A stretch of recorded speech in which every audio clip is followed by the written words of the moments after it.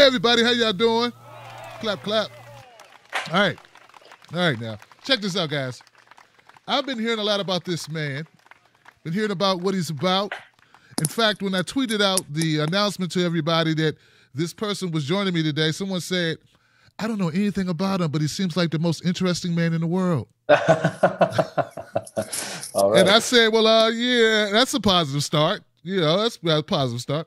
But he is a legal advocate, a nonprofit leader, a grassroots organizer, and most of all, my favorite, a musician.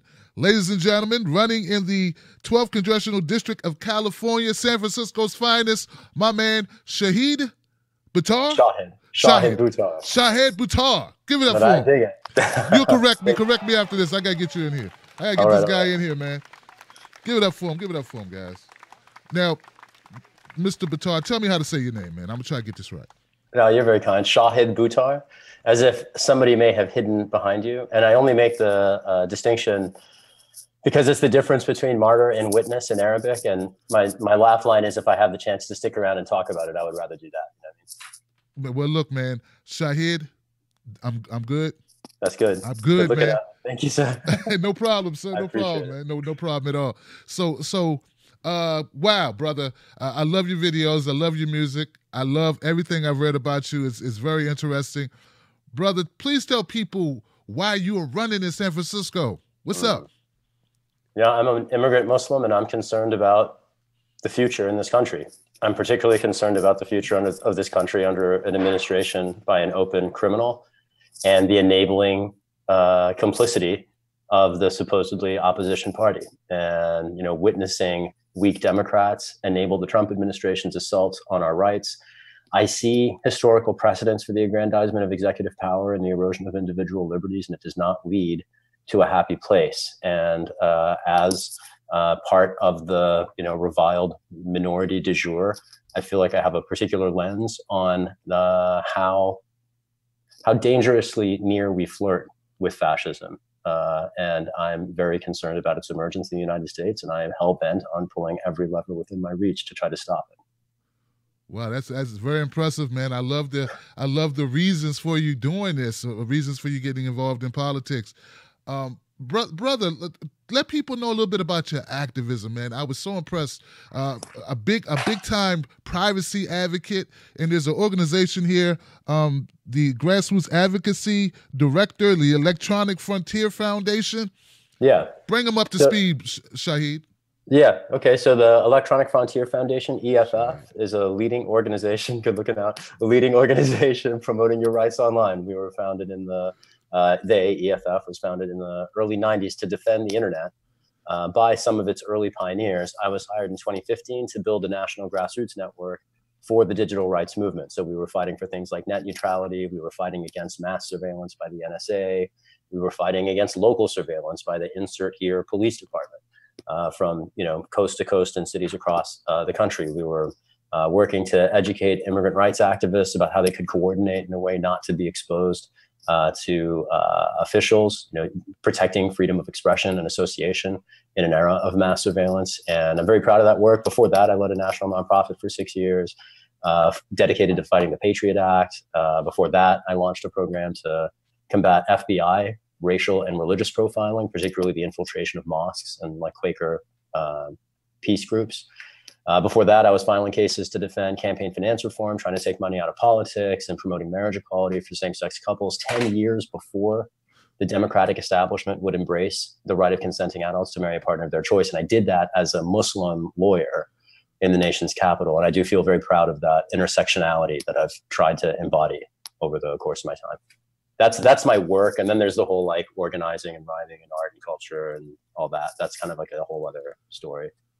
Hey, look, man, I'm just sitting over here like, wow. Like, how did you make time to do any music, man? Like, you have so many endeavors, so many jobs, everything that you just listed, man, from, gosh, I mean, dude, I mean, it's like you're the most well-rounded, most seasoned activist I've ever had an opportunity to interview, brother. How'd you make time for anything else, bro?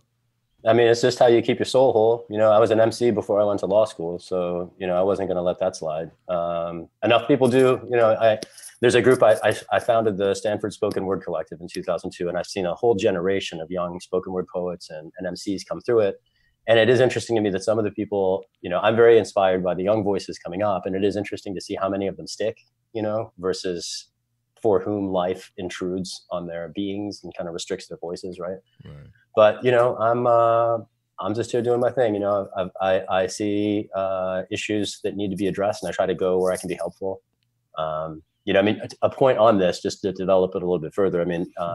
As far as I know, and I hate to speak in these terms, but the role kind of forces it on me, but I do think I'm the only congressional candidate in the country who has rhymed about police accountability and police violence on the microphone at Burning Man to a crowd of hundreds of people.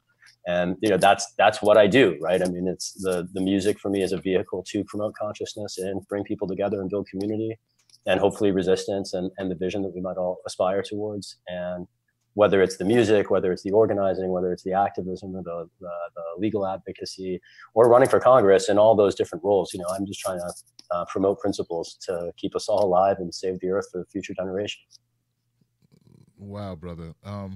Well, look, definitely interesting to me. I think very definitely interesting to the community of everybody who's listening. I can't imagine them not being. Every topic that you brought up, brother. Tell us about your platform, man. What do you offer that's different than your competitors or the others in the race? Yeah, well, first I should probably note the points of differentiation with the incumbent, because I think those are big, and then I'll get into that. Yeah. But Medicare for All is probably the biggest one. Nancy Pelosi is not only a corporate Democrat, she is like the corporate Democrat, right? Like the center of the establishment. And she is a stalwart defender of corporate healthcare, which is one of the leading causes of both bankruptcy and homelessness in the United States. Homelessness happens to, independently of healthcare here in San Francisco, be a very visible crisis, as is affordable housing. I want to revive the federal budget for community development block grants to HUD. Even though the agency is co-opted under the agency of Secretary Carson, we still need to revive a funding stream that has been abandoned, particularly during the generation that Nancy Pelosi was a leader in Congress. I'm very interested in getting the money for those programs from the Pentagon budget, both by closing U.S. military bases in foreign countries to extend our smart diplomatic power and build our international prestige, even if it risks the appearance of diminishing our dumb military power. I think there's a lot of Republican support for doing that, just from a fiscal standpoint. There's a whole other wing of reclaimable military spending in the context of fraudulent corporate weapons contracts. And this particularly gets my goat. 15 years ago, when I was a law student at Stanford, I helped organize with 5,000 people the shutdown of a Lockheed Martin facility in Santa Clara County, California. It was like one of my acts of sort of like political awakening. And 15 years later, I see Lockheed Martin sucking $1.5 trillion out of the federal budget over the next 50 years for a fighter plane that we don't need, does not work.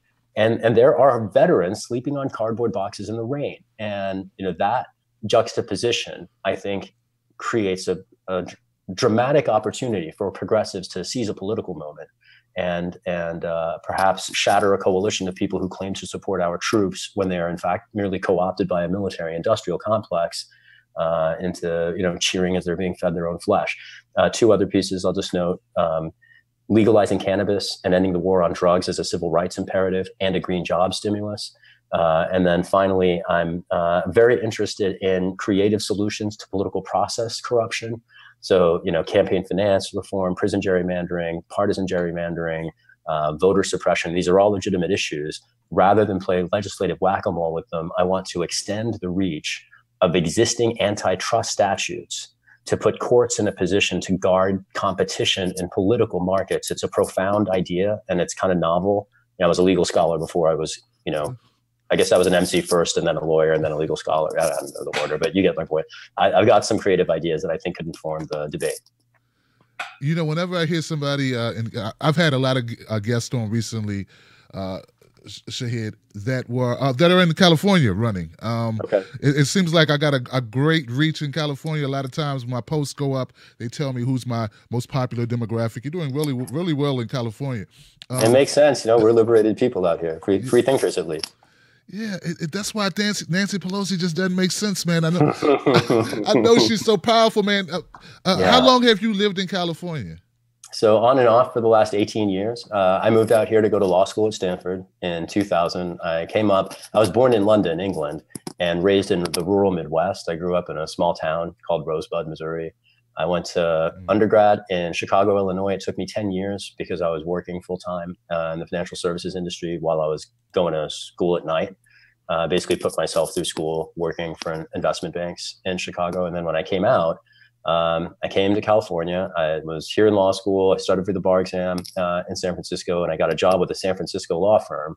And I got posted in the DC office, where I basically was organizing resistance to the Bush administration. I was the spokesperson for the counter-inaugural demonstrations in 2005. I was doing the marriage equality work, pushing the vanguard of the progressive movement. I came back to San Francisco to work at a different San Francisco-based organization called Muslim Advocates. That was the group where I was doing the FOIA request into the FBI infiltration issues, some of the early work around border profiling and people being searched or interrogated about their political beliefs, their religious beliefs, even U.S. citizens returning from international travel by our own authorities, unconstitutionally and illegally, and generally in secret until advocates exposed that practice. And it still remains legal, quite frankly, just demonstrating how problematic this is. A particular point to make here, the Obama administration continued a lot of those kinds of abuses, the violations of civil liberties and the erosion of individual rights that particularly concern me. That stuff all got worse under the Obama administration. So I've seen a continued assault for those 18 years on these principles.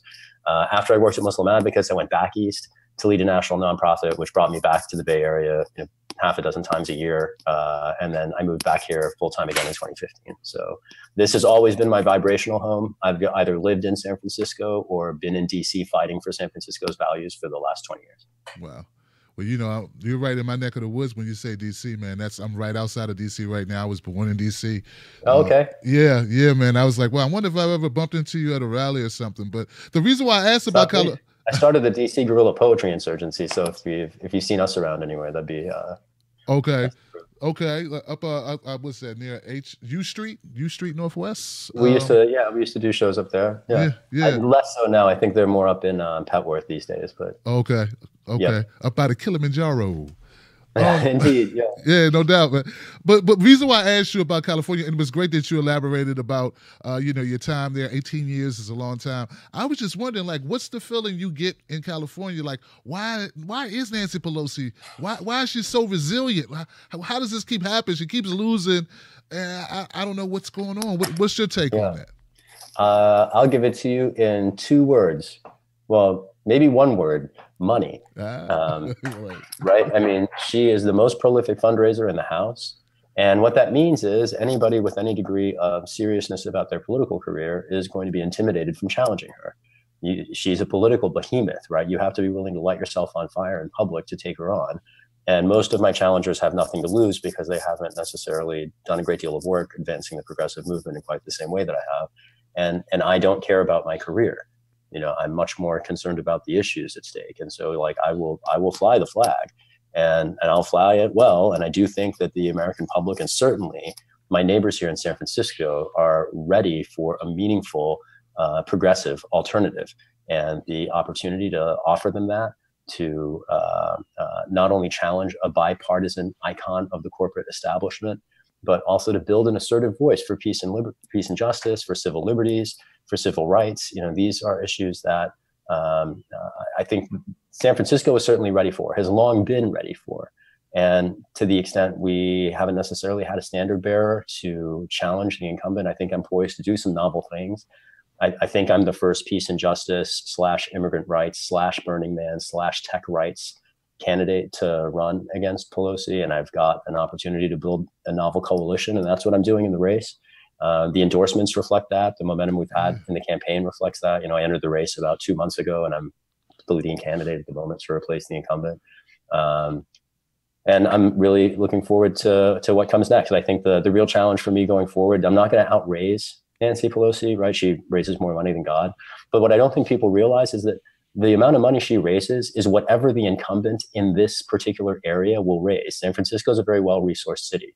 And whoever holds the seat will be able to control and deploy a pretty dramatic funding base. And I think moving that from the corporate establishment to the progressive, anti-corporate, pro-civil rights, pro-worker rights, pro-environment, pro-peace and justice camp, I think that could be a profound shaking of a pillar, if not removing it, of a corporate establishment. And under this president, I think we need to do that now more than ever, because we've seen what weak-kneed so-called resistance by careerists looks like. And we need members of Congress who are willing to throw themselves on the tracks. And that's precisely what I'm doing now in this campaign. And I propose to continue doing for my neighbors. Wow. Yeah, I definitely, I always wonder when I look at the record that that the Democrats have had under Nancy Pelosi, the Democratic Party in general, I just don't understand why they. Yeah, but of course it's money. I would let me ask you. I ask everyone. That's like, what do you think about Citizens United? Is that something you're interested in overturning? But I think you kind of answered it. But just so everyone knows where you stand on PAC money, dark money, that type of stuff. Yeah, I got a great story there. So A, I am not accepting corporate PAC money. B, my very first case as a young lawyer coming out of Stanford in 2003, I came to DC, Bush administration's in office. There was a law that had just been passed, the Bipartisan Campaign Reform Act of 2002. It is known widely as McCain-Feingold. So Senator Russ Feingold from Wisconsin, John McCain from Arizona, Democrat, Republican, they came together to author this historic reform. It took a decade to get through Congress that aimed to take corporate soft money out of elections. And my very first case as a young lawyer was Shahids versus FEC. I was representing the House co-sponsors of that measure in a challenge to the Federal Election Commission's regulations that were trying to water it down and let more corporate money back into the process. And we fought that case up to the DC Circuit. We won the case before the DC Circuit Court of Appeals in 2006, 4 years before the Supreme Court in the Citizens United case basically destroyed everything I spent that time working on. So, I've been concerned about the corporate corruption of our political system long before Citizens United. It was one of the things that drove me to law school. I worked for a series of investment banks. And once I had my undergrad degree, what I studied at Stanford was antitrust law, because that's what I wanted to practice. I wanted to work for the government and bust big corporations. And I was on that train until a constitutional crisis erupted around us. I was there during the Bush versus Gore decision, the 9/11 attacks, the Patriot Act, and the invasion of Iraq. And so, I've spent my career responding to a constitutional crisis. But what originally drove me to law school was this concern about corporate power. And I see it certainly reflected in the domination of both parties by corporate elite. And I see that reflected not only in, you see this in everything from energy policy to pharmaceutical prices, to, the military industrial complex's co-optation of taxpayer dollars, right? Like, it's not like the money's not there for Medicare for all. The money is there. We're just hurling it at Lockheed Martin for a plane we don't need and doesn't work, right? I mean, these are profoundly idiotic decisions that no rational system would reach. And I feel like the progressive movement has plenty of stalwart champions in Washington. I don't want to diss on anybody who's in the Progressive Caucus now. I just mean to say that I'm very eager to add my voice to the chorus. And I think that as an advocate in Washington, given my history there, I've spoken in congressional briefings at the invitation of members of Congress, and I've also been arrested on the Senate floor asking questions that no one else will ask. And that mix of rigor, sophistication, experience, and boldness and willingness to throw myself on the tracks, I think that could go a long way in Washington at a time when we need it. Shahid, I think that. Brother, I'm really impressed with everything that you stated, man. I just wonder how much they may team up on you, brother. Frankly speaking, brother, you are a powerhouse, okay? And you probably their worst nightmare. Someone who comes in with all of this experience. Definitely, they love their identity politics. As a black guy, I think it's cool to say that to you. They love you, but you like use that against them because you're like the epitome of an activist, a law professor, like all these things, brother. Have you been getting, sabotaging? I'm not a law professor. I should put that out. Oh, not a law professor. I taught as a teaching assistant, but just to avoid any misimpression. Oh, okay. Well, thank you for correcting me, bro. But you're close. You're close, man. You're teaching me a lot of stuff right now. I've been called professorial a lot. Yeah, I appreciate that. But have you had any sabotage? Like, I can see them coming for you. Any strange cars parked out in front of your crib? Anything like that? Back when we were organizing really assertive actions against the war in Iraq, yeah, for sure then. And but not in the current context. I mean, I think between running for Congress, it's such a visible thing to do, and working for groups like EFF, to some extent, I'm very prepared for them to come after me. I certainly have access to the best lawyers on the planet. And, you know, I think I'm not so worried about that. You know, I mean, the apex of that is, you know, I don't have a family, for instance, I don't have kids. And one of those reasons, quite frankly, is so I can dedicate myself to the struggle. And, you know, I feel like the worst they can do is shoot me. And, you know, there's 1,000 more of me waiting in the wings. You know, I just happen to be at this stage in my career at a time when the political moment is finally ready. And, you know, I will fly a flag for the next generation. And I'm very confident that they're going to be better than I am at advocating for these principles once, you know, folks have a chance to get that season. But now I'm just rambling. No, it's all good, man. When you stated in the very beginning about Medicare for All, you said that it's the #1 cause of homelessness. Did you say and bankruptcy particularly, but it's a leading cause of homelessness as well. You know, the costs of corporate healthcare are staggering. I just actually this afternoon was catching up with a longtime friend whose husband had an aneurysm last year, 3 brain surgeries, and over $500,000 in medical costs later. But they had health insurance to pay for. Thank whatever, you know, force you might believe in. But I was stunned, right? I mean, $600,000. How is anybody supposed to afford? I mean, that's the price of staying alive at the moment. And, you know, that's unconscionable. It's insane. And this is another perfect example of a no-brainer policy that the political establishment just refuses to accept. Think of it this way. Not only is healthcare a human right, and it makes absolutely no sense for anyone in the world's supposedly richest country to go without being able to see a doctor. Let's just contrast that for the sake of, you know, comparison with one of the world's poorest countries, 90 miles from our borders, where everybody sees doctors all the time. That contrast, I think, is just jarring to me as an American. You know, moreover, setting aside the human right in access to healthcare and the fact that if people had access to universal government-paid healthcare, fewer people would be homeless because of this leading cause of the, you know, the medical cost. Think of it through this lens. There would be fewer policies we could conceivably implement that would be stronger levers for job creation than lifting the yoke from around the necks of businesses around the country, the cost of providing their employees healthcare. It's one of the leading line items on most corporate budget sheets. Detroit, the automakers, they spend more money on their employers' healthcare, on their employees' healthcare than they do on the steel in the cars, right? And why is that the case in the United States? Auto manufacturers in other countries don't have to do that because their governments are sane and respect human rights and keep people off the street by taking our tax dollars and driving down the costs of healthcare across the system by leveraging the obvious economy of scale, right? This is like economics 101, and you aggregate purchases, you can drive down the cost because you have purchasing power. And by expanding access to preventive care, which is always cheaper than the crisis care that we force people to get because we don't allow them access to the cheaper, more effective preventive care that would make it cheaper for all of us. I mean, it's honestly just staggering. The only way you could construct a healthcare system like the one we have is if the interest of the policymakers was not in providing healthcare, not in preventing homelessness, not in job creation, but rather just inflating the profits of the corporations in the healthcare industry, which is exactly what the current policy is constructed to do. And it's preposterous and it's long overdue, and especially the representative of the nation's most progressive city. It's one thing if Congress is not going to adopt Medicare for all, but how is a representative for San Francisco opposing the vanguard, cutting-edge civil rights and human rights and economic stimulus policy issue of our time? I just think it's absolutely, I can't watch this on the sidelines, basically, is what it comes down to. So if that's how it's going to go down, I at least want to get bloody in the process. You know, I always consider figuratively speaking. Well, yeah, right. I understood. I always look at it like, I think the conservatives, even though I know it posed a lot better, like when I saw Bernie go out to the red states, there were people showing up and they seemed very much in favor of some type of universal health coverage. I don't think they care much about the name of it. And I've always wondered about, they demonize people to such an extent that I think the people that are opposed to it think that these people don't want health care or they're not doing anything to take care of themselves. It's like this.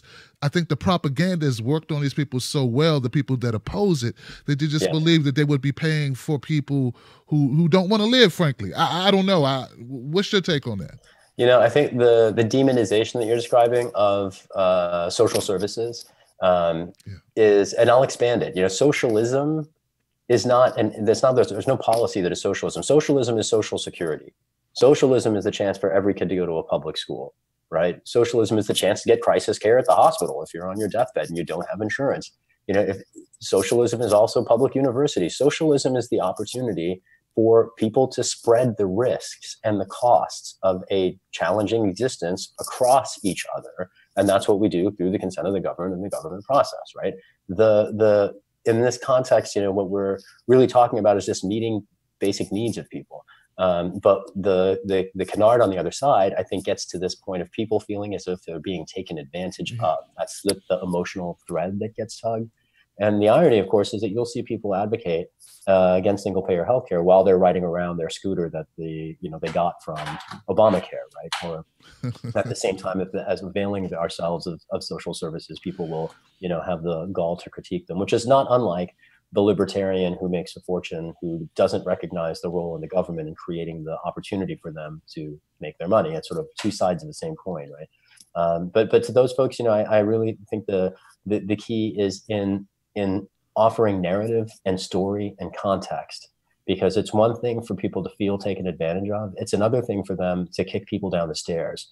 And nobody wants to kick anybody down the stairs. And if they understand that these policies have human faces, I think it's an entirely different equation. And every day in this country, people are dying earlier than they need to because they don't have access to preventive care that we should all have access to as a matter of human rights and as a matter of economic sense.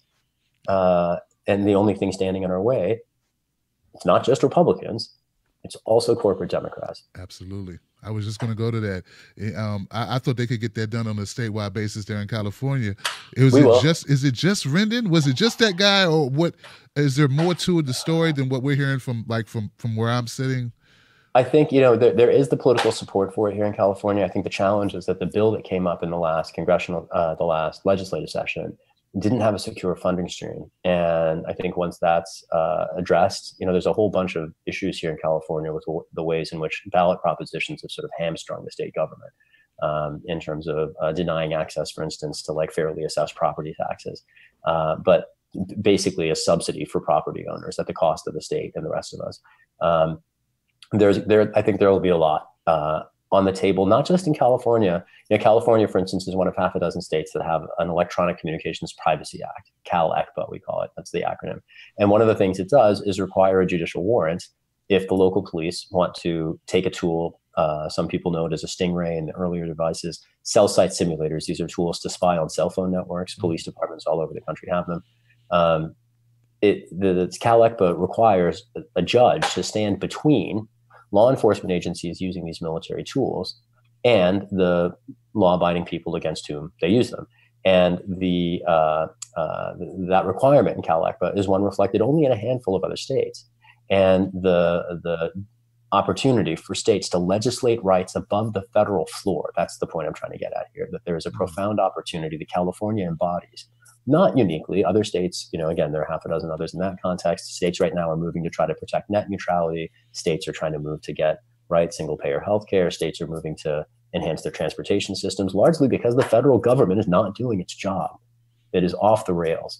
And again, that I think is a bipartisan problem, because ultimately our policy, as we've seen in the course of our conversation, is more constructed to serve the needs of corporate profit than the people. We're putting corporations before communities, and it's time for that to end.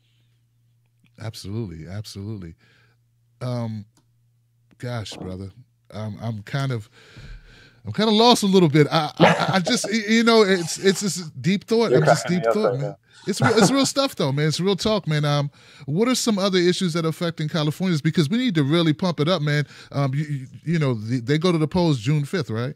Yeah, and on Tuesday. Wait, when you say pump it up, it's ironic you should say that, because it makes me think of fossil fuel extraction, which is another crisis confronting not just California, right, where we deal with recurring drought and other climate-related catastrophes unfolding in slow motion, but the whole country and our species. Climate change is an existential risk. And where is Congress? Beholden to oil and gas and coal companies. And, that also is preposterous, and that also is bipartisan.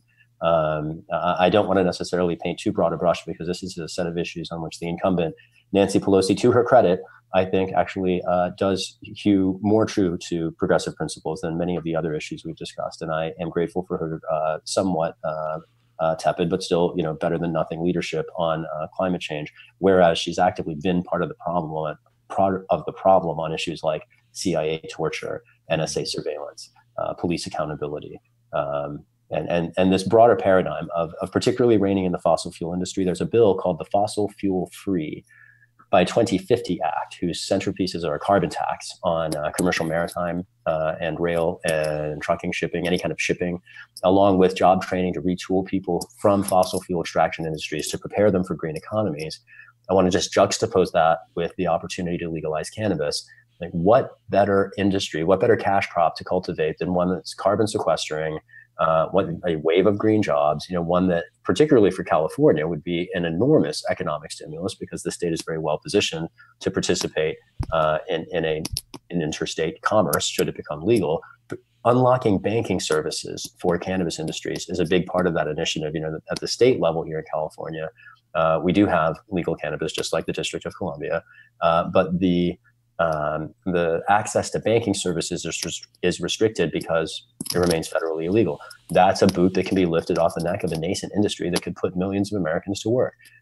Again, in an industry with positive environmental externalities instead of negative ones.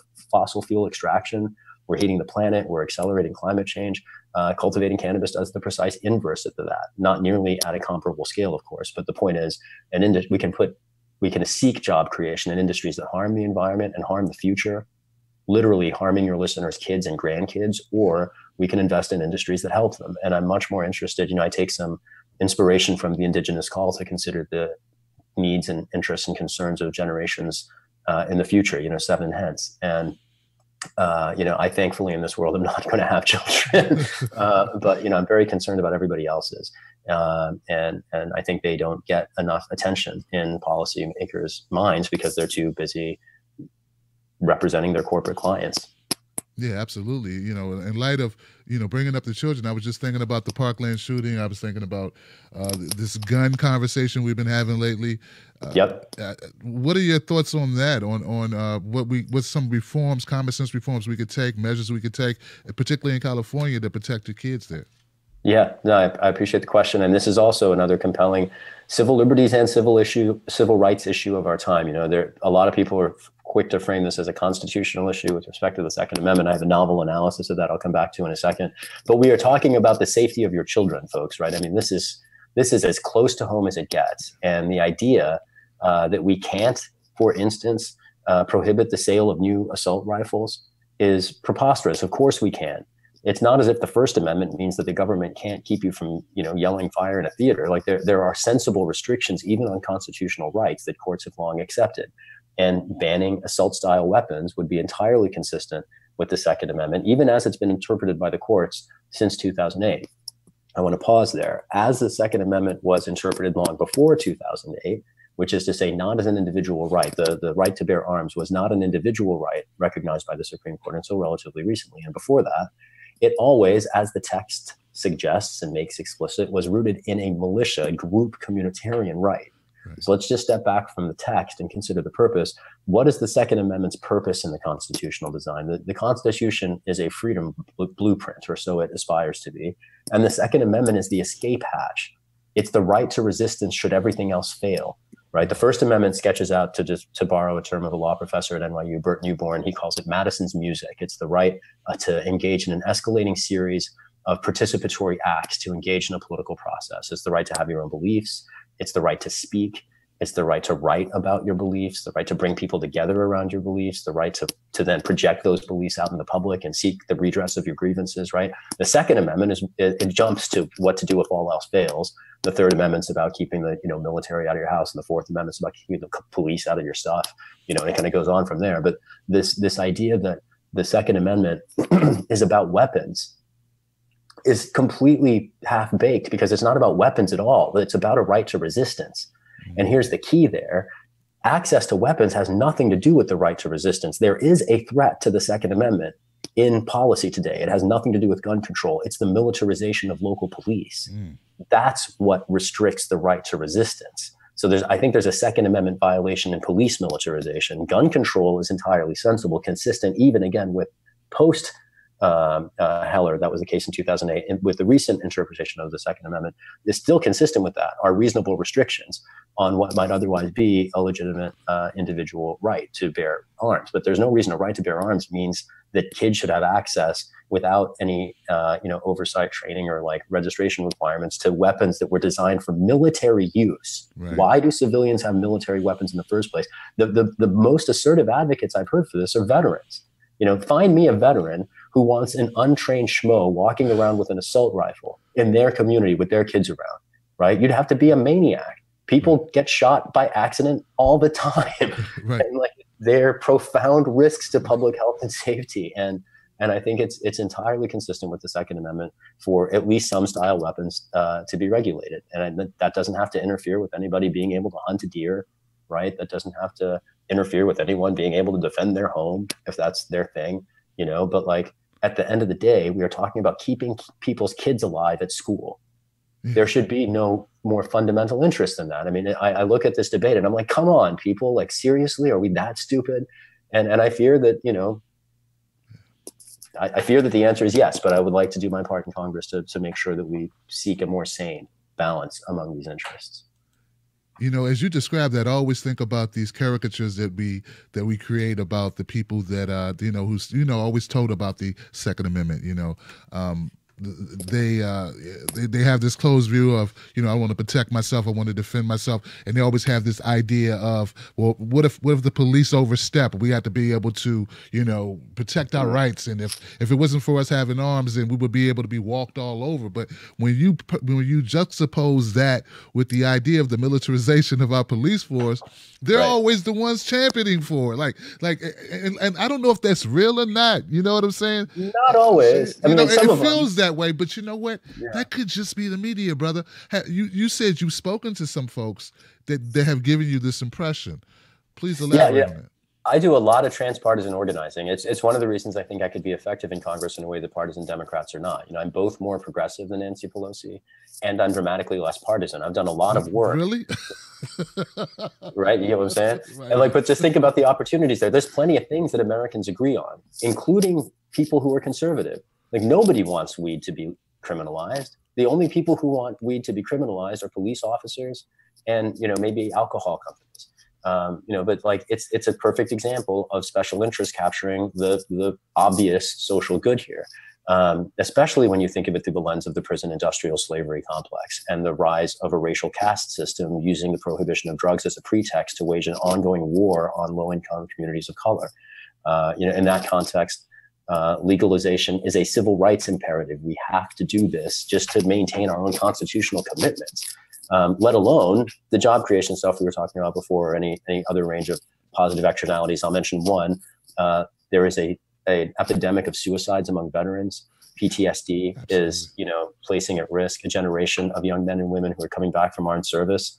And, they're either at risk for suicide or they're getting addicted to opioids. Like, why do we not deploy a proven remedy that grows out of the ground and helps the climate crisis and is dramatically cheaper than any of the available pharmaceutical alternatives? Like, what sense really does it make to deny veterans access to cannabis as a relief, to keep them alive? I mean, it just don't, sorry. The absurdity of the status quo at times to me becomes, so unbearable that I moved to run for Congress. Right? There you go. That's the answer to my opening question. Right.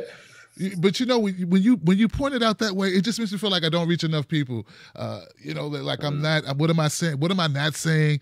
Because these veterans would be the best advocates to help us win this battle to legalize it or at least decriminalize it. Considering the suicide rates. Yeah. No, I think I know a bunch of veterans who are all over that debate. One of the groups that's endorsed me, Veterans for Bernie, is seeking access to alternative PTSD remedies for veterans.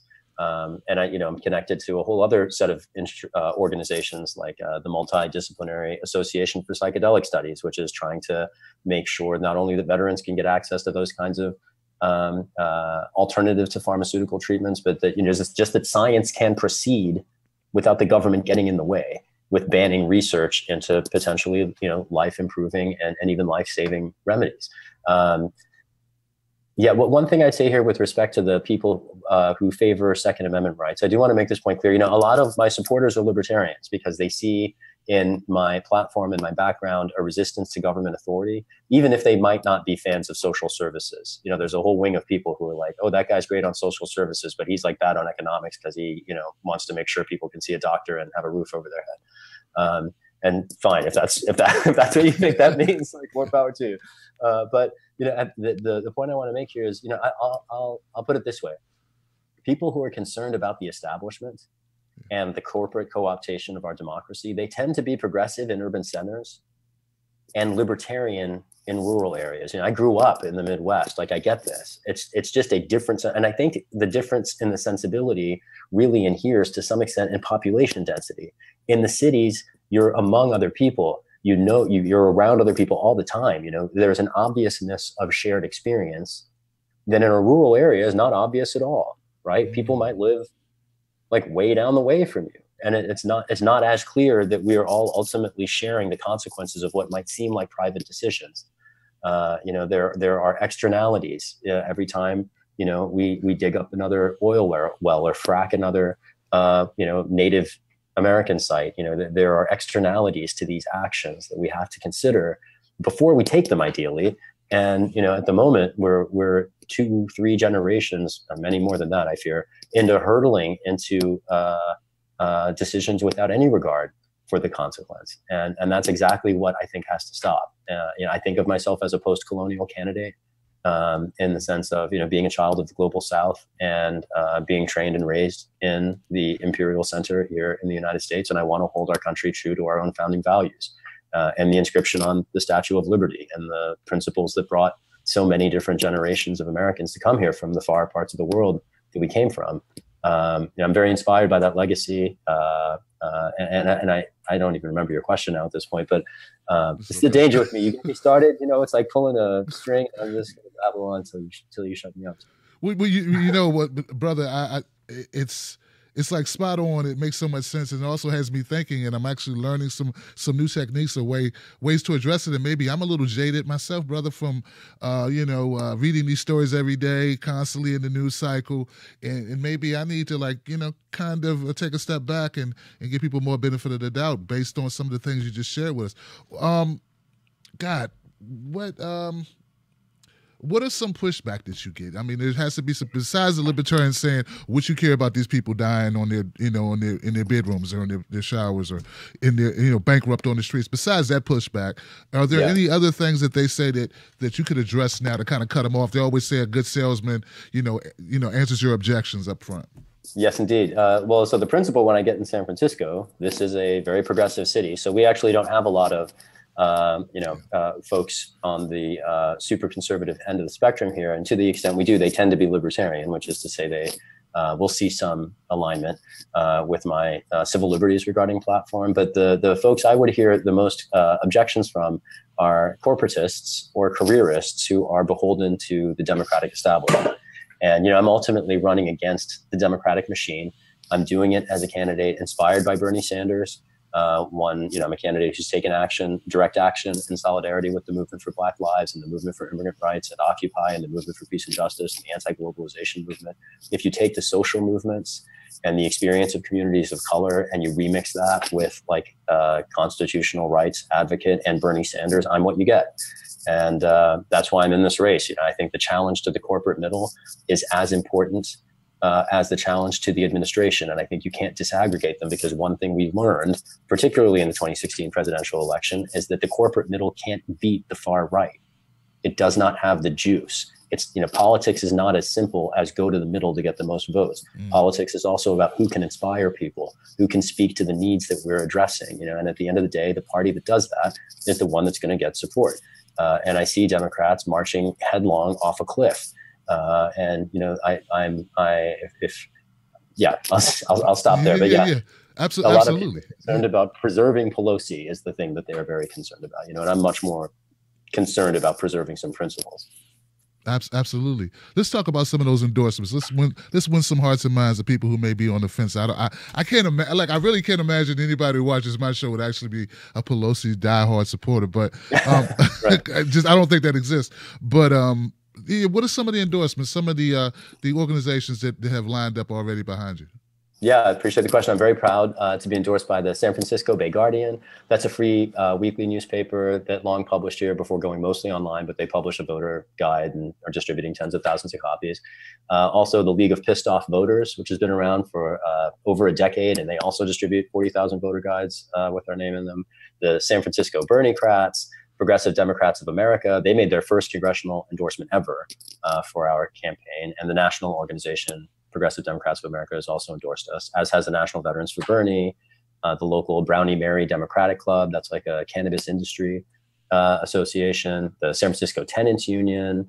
There's a former member of the Board of Supervisors, John Avalos, stalwart progressive hero. He ran for mayor in 2011. He's endorsed our campaign. The heads of the Electronic Frontier Foundation and the Freedom of the Press Foundation in their individual capacities, Cindy Cohn and Trevor Tim, have endorsed our campaign. Cory Doctorow has endorsed our campaign. Medea Benjamin, the founder of Code Pink and Global Exchange.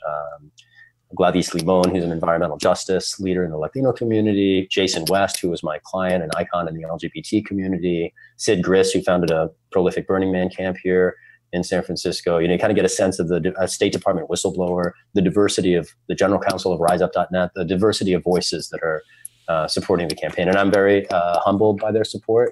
And I'm proud of the coalition that we've built around the campaign. And I'm eager to see, how much we can shake this pillar, if not remove it, and put in place a voice for working American people in Washington. The only criticism I have for you, Shahid, is that you waited so long to get in the race. You know what I'm saying? You said just 2 months ago, brother. Well, I'm not trying to I'm running for Congress now, but that's not my aspiration. I loved my life fine the way it was. I was an advocate. I was DJing on the weekends, I feel compelled to do this. I was dragged in by the political moment. I've been conscripted by the time. Look at this. And quite frankly, I would, if I find myself fortunate enough to represent my city in Washington, nothing would make me happier than casting the principled votes to get myself kicked out and to come home and go on with my life, right? I'm not trying to be a career politician. To enter a race, it's just not. I don't have an aspiration. I have a frustration. I love that. That's perfect. That's perfect, man. Yeah, it's just refreshing, man. Look, I'm gonna let you close up the show, and before we tell people where to go to support the campaign, to volunteer, to do whatever, is there something that I, haven't asked you? Is there something that you would like to communicate to the group before you leave? Maybe I'll break it down like this, just to try to frame what we're dealing with at the moment. We've fought an American revolution, supposedly among other things, to prohibit the practice of the state from being able to search people arbitrarily at any time, at any moment, for anything. And we today accept far more surveillance than that. We fought a civil war, supposedly to end slavery, and the prison industrial complex has replicated slavery. And there are more people enslaved legally in prisons today than there were enslaved in the South in the antebellum period. We fought a Second World War that, among other things, established an international human rights regime that held that if you committed torture, you're guilty of an international war crime. Doesn't matter who said you could do it. Didn't matter if you were following orders. Didn't matter if you thought there was a ticking time bomb. Torture, crime, period. We lost that. And we fought a Cold War, supposedly under principles that included the right not to be watched in your thoughts by your government and the right to dissent. And, you saw with the Occupy movement, what happens to the right to dissent, right? The forcible suppression by the state. We have lost the defining principles that our nation has recovered or achieved and secured in every defining conflict we have fought in our history. These are principles won at great cost, human cost, right? Blood and toil and sweat, and we are losing them in a time of relative peace because we are too distracted to understand that we are being fleeced by people who we trust to represent us and keep us safe. And at the end of the day, I'm too well aware of what is happening to watch it go down without getting in the middle of it. And I'm, committed to doing the best that I can to champion some timeless principles like freedom and justice and liberty and opportunity and inclusion. I'm very proud to represent San Francisco in particular. I think, quite frankly, I've been doing the job of representing San Francisco's values for a long time. Now I'm just looking for the opportunity to do it with the formal voice and support of my neighbors so that I can ask some questions of people under oath and force them to respond instead of arresting me for it. And yeah, I'm grateful for the vote, the social media shares, and the support of any of your listeners. And I appreciate you bringing me on tonight. Hey, man, no doubt, man. Like I said, you know, you just started running, but I'd heard about you a couple months ago. That must have been just when you had announced that people were telling me that you got to check this brother out, man. He's the real deal. And I like I said, man, only thing I disagree with you about is you said, you're not, this is not a career for you. This is not why you're in it. But brother, sometimes the issue, the moment seizes the man. And believe me, brother, I had a full-time gig in corporate America, and this just grabbed me, brother, and I had to do it. So yeah. I answer a call when you hear it, right? I hear you, man. It's like exactly, and I see and feel that with you, man. I could see you kicking the butt of Bill Maher anytime he wants to throw out that bullshit. I could see you, on Joe Rogan, maybe getting him to get a little bit more lucid with his thoughts. You could. I've